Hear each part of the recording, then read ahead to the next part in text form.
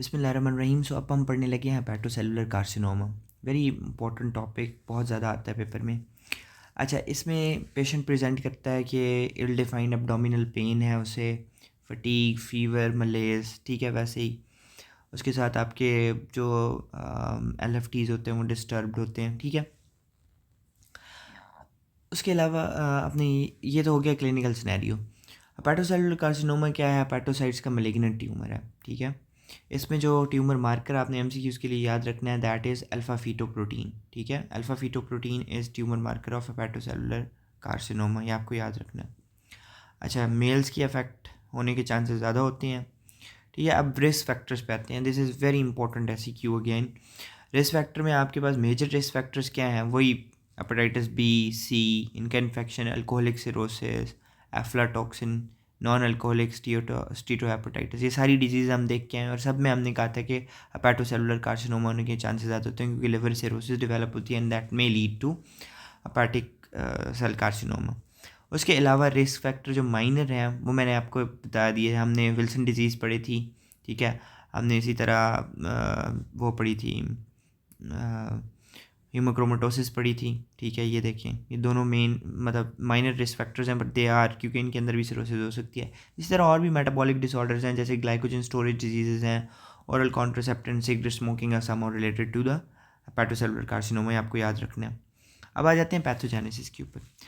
अब पैथोजेनेसिस में hepatocellular carcinoma के there are number of genetic mutation that are hypothesized के ये हो सकती हैं। सबसे पहले क्या है? बीटा कैटेनिन की एक्टिवेशन। अब आपको पता है कि beta catenin is very important in Wnt signaling pathway. उसमें होता ये है कि बीटा कैटेनिन जो होता है वो जाके बाइंड करता है न्यूक्लियस के अंदर जो ट्रांसक्रिप्शन फैक्टर्स होते हैं, ठीक है, और उनसे सेलुलर प्रोलिफरेशन स्टार्ट करवाता है, ठीक है।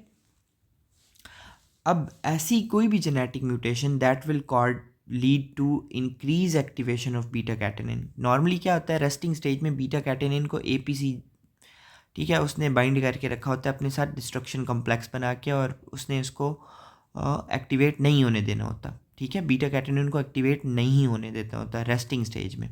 बट अब ऐसी म्यूटेशन आ गई हैं जिसमें बीटा कैटेनिन बहुत ज़्यादा एक्टिवेट हो जाएगा। बीटा कैटेनिन जब बहुत ज़्यादा एक्टिवेट होगा तो उसकी वजह से होगा क्या? बीटा कैटेनिन ज़्यादा से ज़्यादा न्यूक्लियर ट्रांसक्रिप्शन फैक्टर्स के साथ बाइंड करेगा और ज़्यादा से ज़्यादा सेलुलर प्रोलिफरेशन कराएगा। आपको ये APC और बीटा कैटेनिन का अगर पाथवे समझना है तो मैंने कोलोरेक्टल कार्सिनोमा वाली वीडियो के अंदर बहुत ज़्यादा एक्सप्लेन किया, यू कैन चेक दैट। उसके अलावा TP53, आपको पता है TP53 क्या होता है कि ट्यूमर सप्रेसर जीन है। इसके अंदर जो होगा म्यूटेशन तो ऑब्वियसली कैंसर होने के चांसेस ज़्यादा हैं। अब आपको ये भी यहाँ पे एक MCQ याद रखना है, these tumours are associated with aflatoxin, ठीक है। उसके अलावा KRAS म्यूटेशन हो, KRAS का काम भी यही होता है, सेलुलर ग्रोथ को कंट्रोल करना, अपोप्टोसिस वगैरह को देखना, ठीक है। उसके अलावा हेपेटोसेलुलर सेल्स के ऊपर, हेपेटोसाइट्स के ऊपर ग्रोथ फैक्टर्स होते हैं, ठीक है, हेपेटोसिटिक ग्रोथ फैक्टर्स, उनकी एम्पलीफाइंग म्यूटेशन हो जाए। एम्पलीफाइंग म्यूटेशन का मतलब है जो कि हेपेटोसेलुलर ग्रोथ फैक्टर्स के रिसेप्टर्स को बढ़ा देंगे या उनकी एक्टिवेशन बढ़ा देंगे। अब होगा क्या? जब रिसेप्टर ज़्यादा होंगे तो उनके साथ क्या आएगा? ज़्यादा से ज़्यादा आके ग्रोथ फैक्टर्स बाइंड करेंगे, हेपेटोसाइट ज़्यादा से ज़्यादा ग्रो करेंगे, ठीक है। समझ आ रही है बात की? तो हेपेटोसाइट के ग्रोथ फैक्टर के जो रिसेप्टर हैं उनके अंदर एम्पलीफाइंग म्यूटेशन आ जाए, ठीक है। रिसेप्टर ज़्यादा से ज़्यादा एक्टिवेट रहेंगे, ग्रोथ ज़्यादा से ज़्यादा होगी and obviously it will lead to carcinoma, ठीक है। वो कौन से होते हैं? CYMC and CMAT। उसके अलावा मैंने आपको ऑलरेडी बता दिया, विंट पाथवे ज़्यादा हो, AKT पाथवे, ये सारे ज़्यादा होंगे तो obviously cellular growth and proliferation ज़्यादा होगी। उसके अलावा क्रोनिकली अगर रीजनरेशन, कोई ऐसी इन्फ्लेमेटरी डिजीज़ है जो होती है फिर ठीक हो जाती है, फिर हो रही है, फिर हो रही है, तो उसके अंदर क्या होगा कि हेपेटोसाइट एक दफ़ा जनरेट करेंगे, फिर वो रिग्रेस हो जाएंगे, फिर जनरेट करेंगे, फिर रिग्रेस हो जाएंगे। So this cycle is also a contributing factor to hepatocellular carcinoma. अब आ जाते हैं प्रीकर्सर लेजन के ऊपर। एक तो इसका बिनाइन होगा जिसे हम कहते हैं एडिनोमा, हेपेटोसेलुलर एडिनोमा, ठीक है। अच्छा, दूसरा ये जो होते हैं large cell change, small cell change, क्या होता है? लार्ज सेल चेंज क्या होता है कि हेपेटोसाइट जो होते हैं ना वो लार्ज इन साइज़ हो जाते हैं, लेकिन उनके साथ उनका न्यूक्लियस भी इन लार्ज होता है।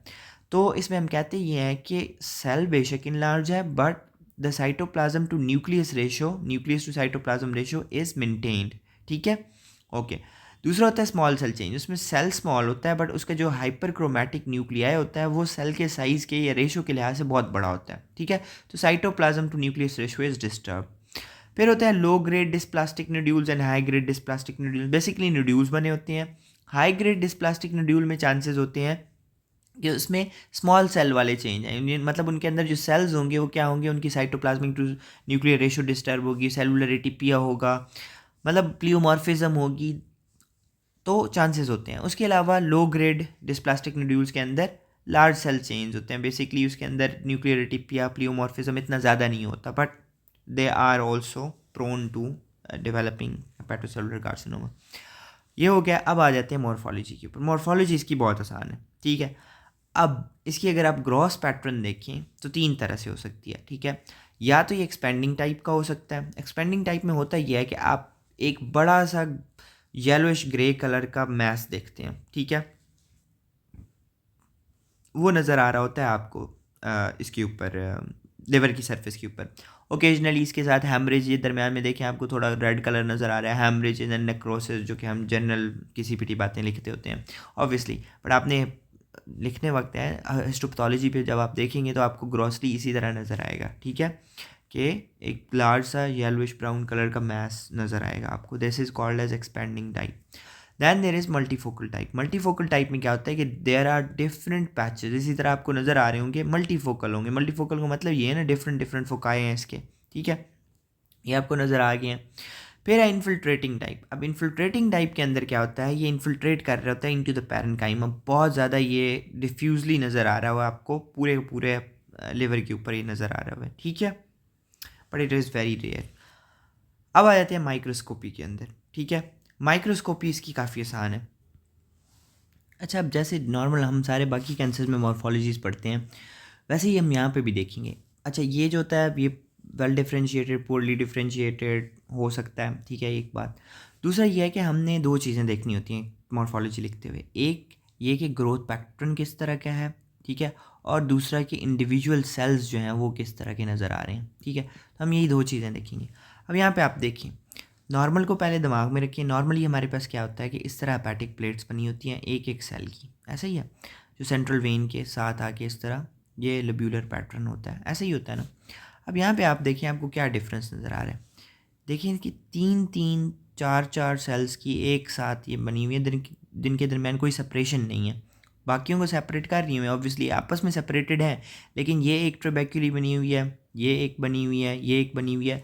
सो 2 से 8 सेल विड्थ की कह लें या थिकनेस की ये बनी हुई है एक ट्रेबेक्यूली।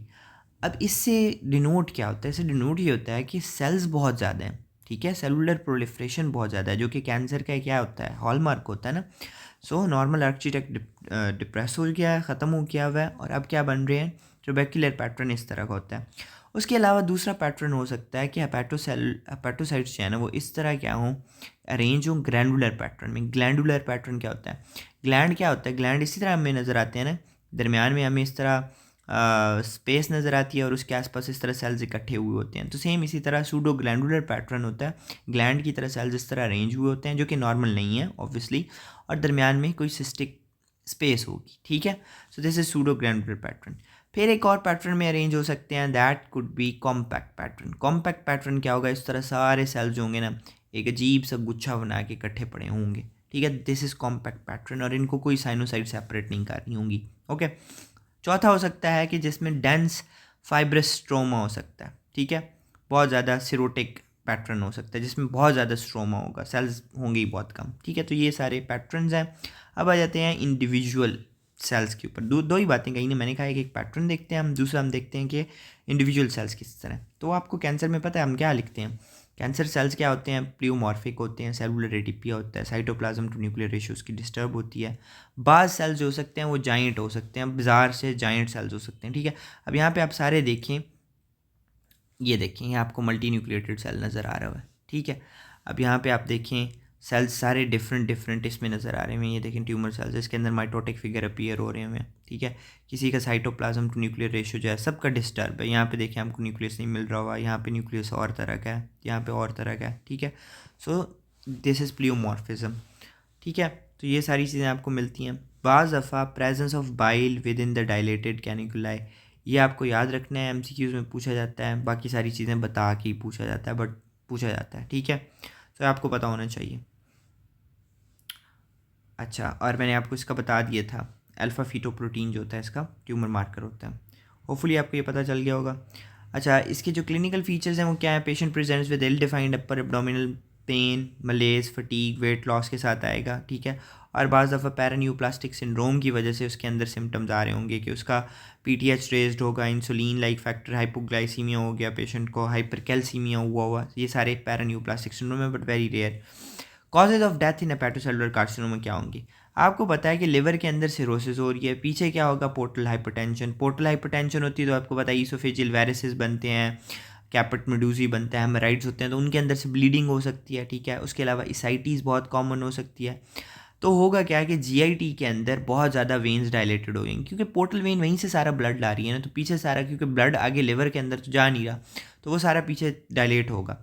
हेपेटोरीनल, इसको हम कहते हैं सिंड्रोम, वो हो सकता है जिसमें क्या होगा कि ब्लड सारा इधर मिसेंट्री में और जीआईटी में रहेगा, तो बाकी बॉडी में ब्लड कम हो जाएगा, इफेक्टिव ब्लड वॉल्यूम। रीनल को लगेगा, रीनल सेल्स को, कि बॉडी में ब्लड कम है, ऑक्सीजनेशन नहीं हो रही, तो वो रेनिन एंजियोटेंसिन सिस्टम डेवलप कर देंगे जो वेजो कंस्ट्रिक्शन कराएंगी, और वो that will lead more to ascites and edema, ठीक है। So that is hepatorenal syndrome. But यहाँ पे डेथ किस वजह से होती है? जीआईटी के अंदर हेमरेज होने की वजह से। अब देखें, यहाँ पे इतनी ज़्यादा वेन्स, जब बैक पूलिंग होती रहेगी ब्लड की, ठीक है, क्योंकि पोर्टल वेन के अंदर वो प्रॉपर्ली ड्रेन नहीं हो रहे, और पोर्टल वेन लिवर के अंदर ड्रेन नहीं हो रही, तो पीछे सारा ब्लड इकट्ठा हो रहेगा, एसाइटीज़ होगी और जीआईटी हेमरेज हो सकता है। That could be cause of death, ठीक है। उसके अलावा पेशेंट को अंदर क्या हो सकता है कि ब्लीडिंग बहुत ज़्यादा हो गई, वेरिसियल हेमरेजेस हो गया, उसकी वजह से hypovolemic shock and later death. Hepatic failure, that is very common, ठीक है, coagulopathy, encephalopathy, and then it would lead to death, ठीक है। So this is what hepatocellular carcinoma, आपको मेन चीज़ें मैंने सारी बता दी। आई होप सो आपको समझ आया होगा। Thank you very much. Allah.